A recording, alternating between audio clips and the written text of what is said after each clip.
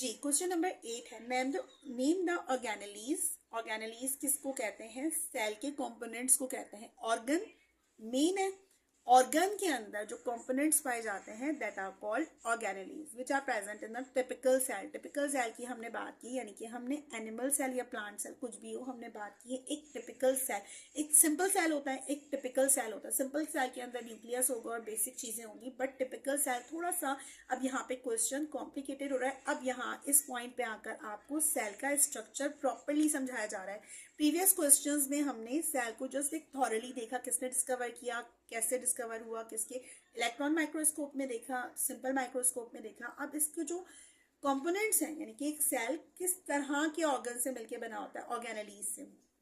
Organ कहेंगे एक single अजू को, और इसके अंदर फर्दर कंपोनेंट्स जो होंगे दैट आर कॉल्ड ऑर्गेनेलीज। तो ठीक है, organelles of a typical cell are cell wall. Number 1 पे आप लिखोगे सेल वॉल, और ये भी आप मेंशन करोगे इस तरह से ब्रैकेट्स के अंदर, only present in plant cell. यानी कि सेल वॉल जो है वो सिर्फ और सिर्फ प्लांट सेल के अंदर पाई जाएगी, एनिमल सेल के अंदर नहीं पाई जाएगी। और सेल वॉल क्या है हमने प्रीवियस वीडियो में देखा।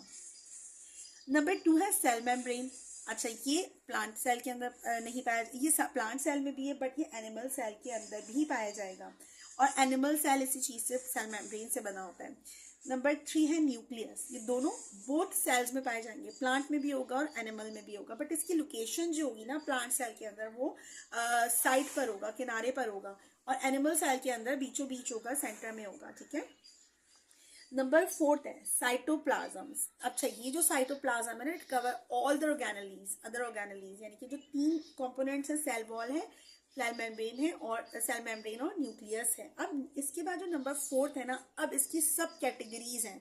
साइटोप्लाज्म है, साइटोप्लाज्म वो कंपोनेंट है सेल का, समझो दिस इज अ सेल, और इसकी जो सेल मेम्ब्रेन है, अब इसके अंदर एक ट्रांसपेरेंट लिक्विड भरा हुआ है।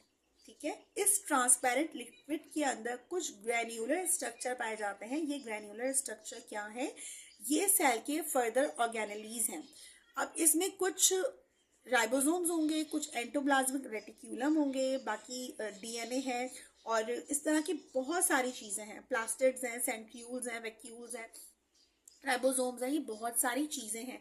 तो ये किस में पाई जाएंगी? इसी शफाफ माया के अंदर, या इसी शफाफ जो साइटोप्लाज्म है, एक लिक्विड सा, इसमें पाई जाएंगी। लिक्विड के बाहर क्या है? सेल मेम्ब्रेन है, और इसके बाहर एनिमल सेल है, तो इसमें सेल वॉल नहीं है। अगर प्लांट्स एनिमल सेल में नहीं है, प्लांट सेल के अंदर मौजूद है।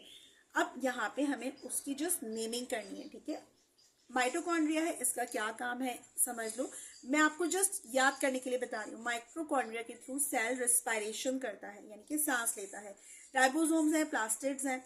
Plastids only present in plant cell. ठीक है, प्लास्टिड्स का क्या काम होता है, हम जब ईच एंड एवरी टर्म को देखेंगे, ऑर्गेनेलीज की डिटेल में स्टडी करेंगे तो हम देखेंगे, बट ये एनिमल सेल के अंदर प्लास्टिड्स प्रेजेंट नहीं होता।